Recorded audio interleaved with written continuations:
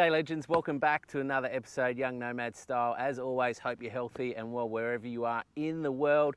And on this episode, as you can see, we've got the big beast, the big baby drone in front of me. But before I get into that, whatever you do, make sure if you haven't already, subscribe to the channel, hit that bell so you get all the notifications for all the content that we're pushing out there. And thank you for everyone who's supported us up to this point. And as always, feel free to leave comments down below. We'd love to hear from you to answer any of your questions. Don't be shy. All right, in this episode, I'm going to step you through the mighty SwellPro Splash Drone 3. Now, we've had this drone for about 3 years, I reckon, 4 years. Initially, I bought this drone with no intention of really creating content with it. For those that know me quite well, I love chasing the elusive mulloway, and I bought this for some fishing adventures, obviously. So initially, when I did my research as to the best drone with the highest payload in terms of what it can carry bait-wise, through all my research, this was the best. Luck had it though, it also came with a 4K camera. So as I've started to sharpen my content skills and ability, it was just an added bonus that this came with a 4K camera. So what I want to talk to you about today is what I love about this particular drone, why we bought it, what we've used it for, but also some of the specs I want to share with you. So before we jump into the drone and the hard case here, for the tech nerds out there, get ready, get excited, because I'm going to share with you the specs, and I'm going to read this stuff because when it comes to technical spec stuff, electrical stuff, I don't like it. I'm more of a mechanical, hands-on type of guy, so I'm going to go through the specs of the drone from the SwellPro page itself. So the body is actually waterproof, so that was one of the real advantages that I liked about this, is that you can fly it when it's drizzling or rainy. It's not going to affect the electrics. The body is completely waterproof, and it's also buoyant, so you can actually land it in the water and take off from it being in the water.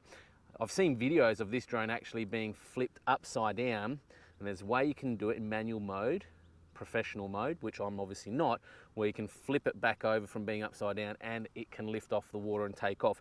This drone was actually originally used many years ago as part of water rescues for that reason as well. So now in terms of the weight, the drone itself is about 1.5 kilos without battery weight in it. So if you add in the batteries, it's going to be just under about 2 kilos. It can in total carry up to 3 kilos, including the drone plus any payload weight. So for example, the payload weight, they say maximum is 1 kilo. Payload weight, for those that don't know, is essentially what it can carry if you're wanting to drop a sinker and bait for drone fishing, which is what I do. So 1 kilo is more than sufficient. For us beach fishermen, myself included, generally 1 kilo of weight is plenty. We're normally fishing with around a 6 ounce weight or 170 gram sand anchor at most. And then obviously you've got to take into consideration a little bit of line weight and hooks, bait, and so forth. But I generally find I come in under 1 kilo payload weight quite comfortably. The key with fishing with the payload and your bait system and setup is that you'll see in a moment when I step you through where it actually hooks in. You want it hooking into a swivel point, which I'll elaborate on in a little bit more in a moment. But also you want to allow about a good 10 meters from where it hooks into the payload to where the bottom of your rig is, both bait and sinker wise. The reason being is when you're over the bait, I've just found, or over the fish, if you see a school, it's just easier to spot to get the bait down into them if you can see the bait well and truly below your camera. Whereas if the distance is too short, it's harder to see where your bait is, because you've got to allow a lot of factors. Wind obviously is one of them.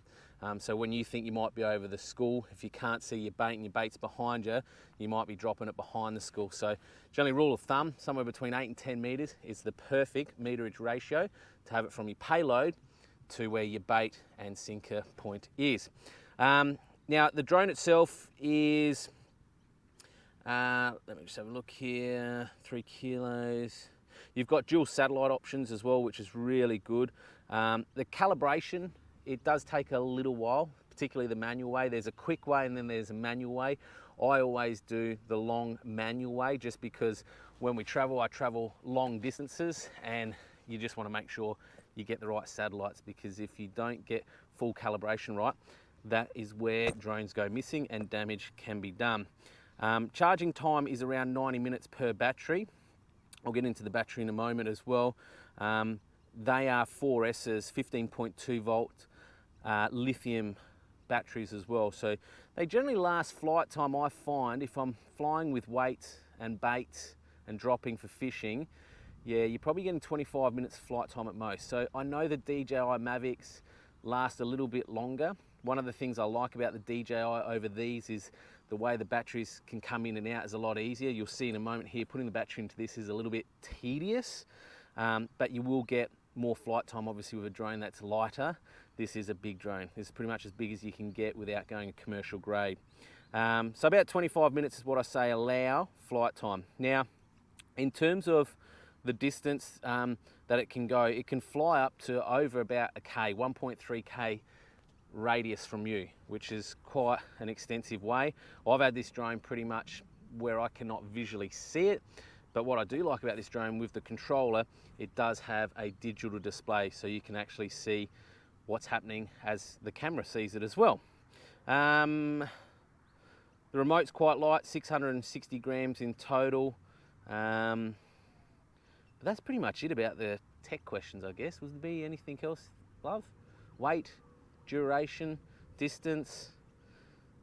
It flies, goes about 60, 70 Ks per hour tops, I think, thereabouts. But anyway, if you want any more specs, jump on the SwellPro app and or website. What I found, guys, when I got this, it was from the States. So when I was one of the first to get this in the state, I think. So getting parts was really, really difficult. So if anything went wrong, and you'll see there's some little nimble parts on there that can break quite easily, as I've broken. Getting parts was hard originally, but now it seems a bit easier, I think, because it's been a couple of years, a few more releases have come out. UAV Wholesalers is who I go through for all my parts. Now, yes, they are in Victoria, but incredibly quick. I ordered a couple of parts the other day and I literally got them overnight, within 24 hours. What I would encourage is, if you're getting one of these and you need parts or you break something, don't just order one, order a couple replacements. That's what I've had to do over time. So one of the things I'm going to point out is you get this semi-hard shell case, which is quite good, compact, effective, and just holds everything in here. Now, I haven't got it fully packed because the chargers aren't in here, but I've got just some little extra towels just to protect it. Obviously, these T-towels do not come with it. They're BYO. But you can see everything fits in there quite nicely. So now I've got extra batteries. I think from memory it came with one drone battery. I can't remember, guys, but I know I've bought extras of everything. Yeah, it came with these 2 drone batteries, and then I've bought extra drone batteries as well. So these aren't quite as large as the original drone batteries it came with, but I've got 4 batteries, but originally you'll only come with these LiPo 5200 4S batteries, 14.8 volts. They're the original ones. So that's the drone itself. So as you can see, quite colourful, stands out, tells you where the front of the drone is. This is the GPS, obviously navigation part. Under here is where you mount the camera and the legs, which I'll step you through at the moment, and then you've got the green and red flashing lights so you know which side's which, front and rear, left and right. One of the things that probably I have not liked about this drone, and what I like about the DJI, is the time to set it up. So if you want quick impact footage and you're traveling somewhere, particularly in a car, and you just want to send the drone up, this takes a little while to set up. So as you can see, I've got carbon fiber legs here. So these basically slot in as so. Now I've broken these, guys. So first tip, if you get a SwellPro, get spare legs, because these are carbon fiber, but very thin. And I've gone through a set, maybe 2, I think. But you put the legs in, and that's in. All right, so we've got the legs in. So you can see, that's done. Okay, now getting to the blades, which are carbon fiber. Next hot tip, get replacements of these. Now what I like about these is everything is really quick snap interchangeable. So if you break a blade, replacing a blade provided you've got spare blades, it's not a problem. So I've got a couple of spare blades there. Now what's really important for the balance of the drone is you've got different coated blades on each rotary motor. So you can see here we've got CCW as the code of this blade, therefore it must match the motor that is CCW. So if you have a look over here, that there is CCW, can you get that? Yep, so that's CCW. So CCW motor goes with a CCW blade. Now it actually also tells you on here which way is to lock and which way is to unlock the blade. So that's quite nifty, so you know when it's locked in. So anti-clockwise, unlock, clockwise, lock. So we've got another CCW. So generally the blade that you put in is the same on the opposite side, but always check the motor to confirm CCW blade. This is something I'm really particular of, because if you get this wrong, it will throw the balance of the drone completely out and it will fly and handle like a dog's breakfast. The remaining two are CW blades. Don't ask me what the particular specifications are. Obviously, I think it's just that they are probably a different grade in terms of their pitch, maybe I'm thinking. But these ones actually lock in going anti-clockwise, so the opposite direction to the CCW blades that we just put in. So that goes in, that goes in. Okay, so we've got our blades in. Now, flipping it upside down, we've got to mount the camera. So as I said, it's a full gimbal access camera, okay? So you can basically spin forwards, down, around, and backwards. Comes with a little foam pad, which I just keep to keep it nice and protected. But this essentially goes on by a screw. So you can see here we've got a mount at the front there. There we go. Now it's got, as you can see, it's got some little rubber mounts there as well, just for obviously shock resistance, vibration. So you can see it's got those rubber sort of impact pads. So that mounts it there. And then we've just got to obviously screw in the actual cable. So you have a red arrow, which has got to line up with the red marking on the inlet. Screw that in, and that's done. Camera's mounted. Now, as you can see here, this is where you've got your payload, right?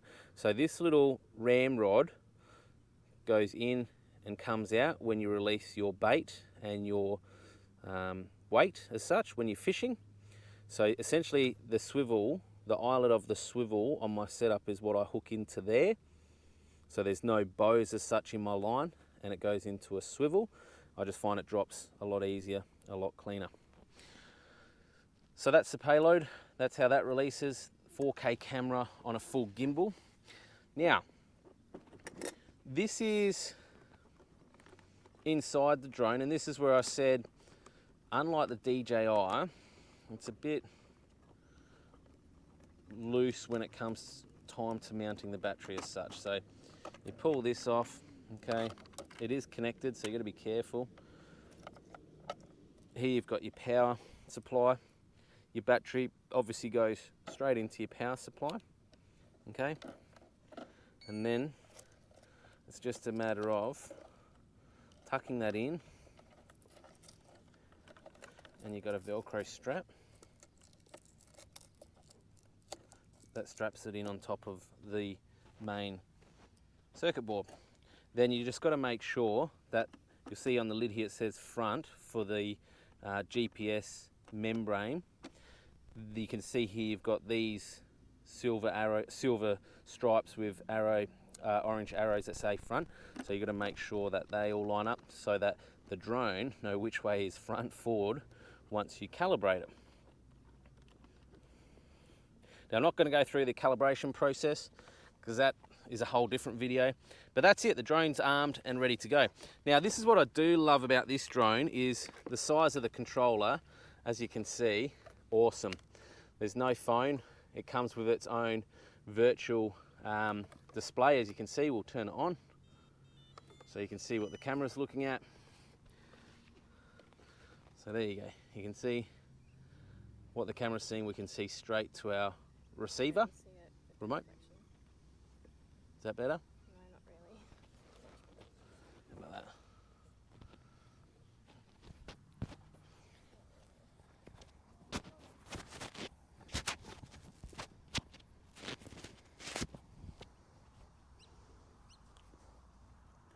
All good, doesn't matter.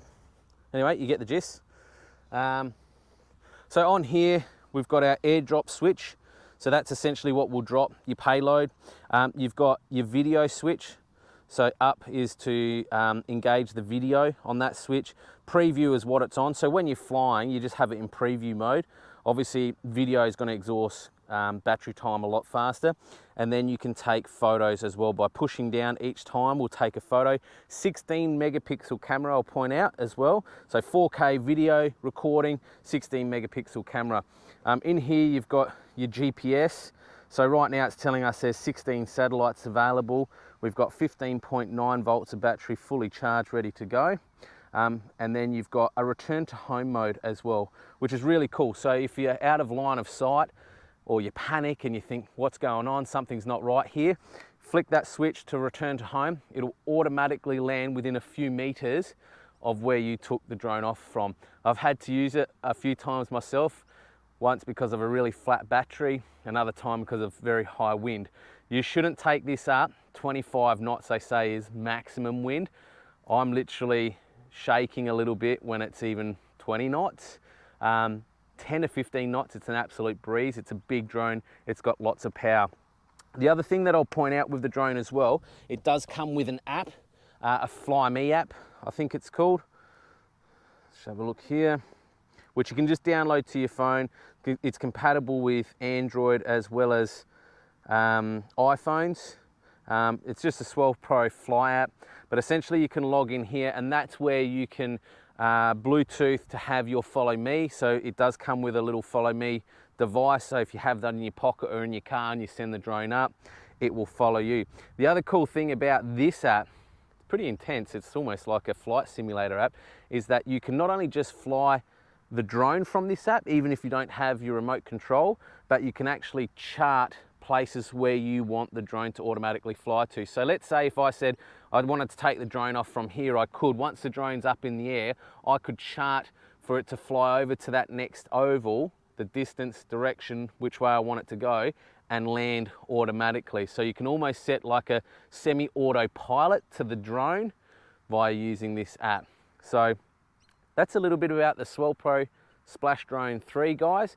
If you've got any comments or questions, reach out below, drop them down below. Would love to hear from you, and hope you enjoy some of the SwellPro footage that's about to follow right now. But as always, thanks for tuning in.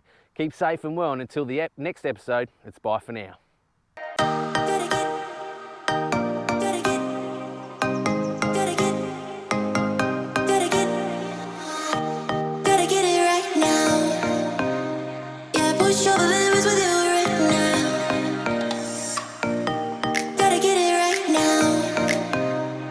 Push over limits with you.